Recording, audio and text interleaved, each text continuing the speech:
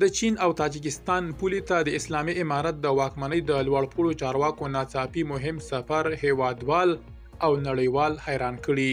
د نړۍ یوه داسې سیمه 3 هیوادونه 2 اسلامي او یو کمونیست زبرځواک هیوادونه چې سره نښلوي یو ناڅاپي ورته د اسلامي امارت د واکمنۍ لوړپوړي امنیتي چارواکي سفر کوي.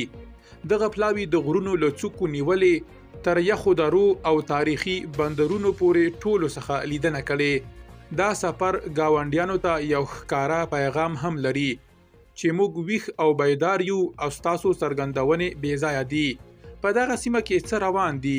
د روسي چارواکو له څرګندونو څخه وروسته د نوموړې واکمنۍ د چارواکو سفر اندېښنې راپارولې دي. دا لیدنې څه معنا لري؟ تر شا یې څه روان دي؟ داسې ښکاري چې یوې نوې استخباراتي لوبې ته لار جوړیږي، خو اصلي موضوع لا هم پټه ده چې څه به کیږي. بشپړ جزئیات په ویډیو کې وګورئ. پتمنو لیدونکو ستړي مه شئ. د یو تازه خبر له مخې د اسلامي امارت د واکمنۍ د پولساتو مشر له تاجکستان او چین سره له ګډې پولې څخه لیدنه کړې.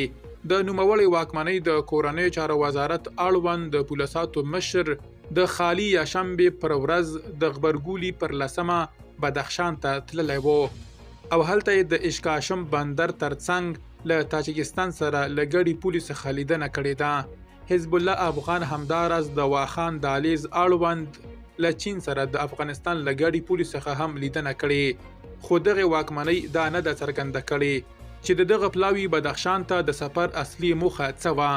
روسیې او تاجکستان دغه سیمه خپلو هیوادونو ته خطرناکه بللې، خو د یادو هیوادونو څرګندونې د کابل اوسنۍ ادارې لخوا په کلکه رد او اوس دغه د تازه سیمې ته امنیتي پلاوی هم لیږلی.